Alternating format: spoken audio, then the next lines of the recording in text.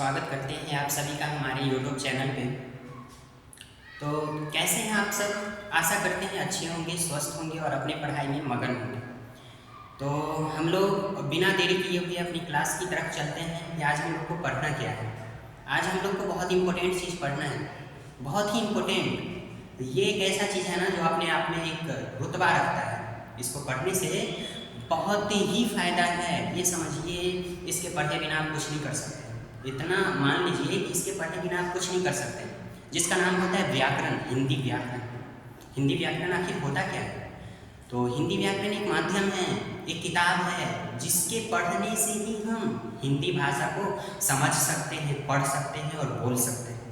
ठीक है, तो हिंदी एक माध्यम है, कह सकते हैं ना हम। हिंदी व्याकरण एक माध्यम है जिसके पढ़ने से ही हम हिंदी भाषा को समझ सकते हैं, पढ़ सकते हैं और बोल सकते हैं। तो चलिए हम लोग देखते हैं क्या होता है ये हिंदी व्याकरण। तो हिंदी व्याकरण आप लोग स्क्रीनशॉट लेना चाहते हैं तो ले लीजिए, लिखने में आसानी होगी। ठीक है, उसके बाद देखेंगे हम लोग क्या होता है हिंदी व्याकरण। जी, तो चलिए देखते हैं व्याकरण होता क्या है। व्याकरण जिस शास्त्र के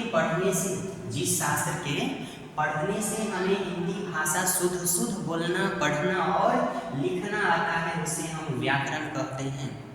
जिस शास्त्र, कहने का मतलब ये हुआ, जिस शास्त्र को हम कह सकते हैं ना कि किताब। जिस किताब को पढ़ने से हमें हिंदी भाषा, हिंदी लैंग्वेज शुद्ध बोलना, पढ़ना और लिखना आ जाए तो उसे ही हम व्याकरण कहते हैं, उसे ही हम हिंदी व्याकरण कहते हैं। ठीक है ना? तो हिंदी व्याकरण आप तो समझ गए होंगे कि हिंदी व्याकरण के पढ़े बिना कुछ पॉसिबल ही नहीं है हिंदी भाषा को समझ पाना। तो हिंदी व्याकरण के मुख्यतः जो होते हैं 3 प्रकार होते हैं। पहला होता है वर्णीयाक्षर। वर्ण समझिए, आप लोग तो कभी ना कभी पढ़े होंगे ना, आप पढ़े होंगे तो स्टार्टिंग में हम लोग को क्या सिखाया जाता है कि पढ़ो बाबू अ। क्या पढ़ाया जाता है? पढ़ो बाबू अ। तो हम लोग भी बोलते हैं अ।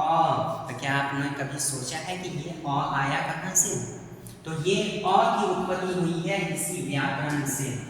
आप समझ लीजिए कि ये अ आया है इसी व्याकरण से, क्योंकि ये वर्ण होता है। अ जो होता है ना, ये वर्ण होता है। जैसे हम लोग इंग्लिश में नहीं पढ़ते हैं ABCD, तो वो लेटर होता है, इंग्लिश में उसको लेटर कहते हैं। ठीक है ना? तो ये इंग्लिश ग्रामर की बात होगी। अभी हम पढ़ रहे हैं व्याकरण, हिंदी ग्रामर। ठीक है, तो वर्ण आप समझ गए होंगे वर्ण क्या होता है। हर्षी दीर्घी हर्षो दुर्घ, वर्ण का भी डिफिनेशन हम लोग पढ़ेंगे अगले क्लास में।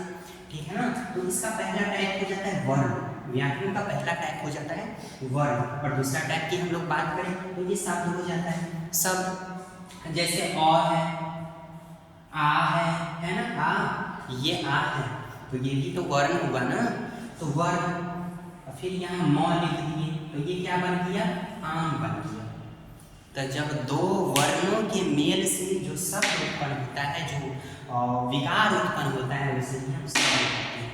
तो ये है ना, एक वर्ण ये हो गया आ और एक वर्ण ये हो गया म, ये दोनों जुड़ गया तो क्या बन गया? आम। उसे ही हम क्या कहेंगे?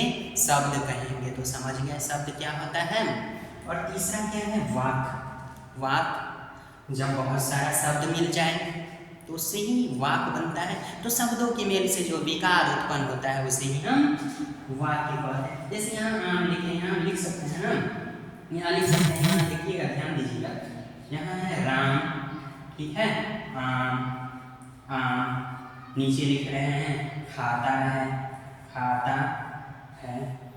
तो क्या ये सब शब्द नहीं है? राम शब्द नहीं है, आम शब्द नहीं है, खाता शब्द नहीं है। तो शब्द के मेल से ही एक वाक्य बनता है, राम आम खाता है।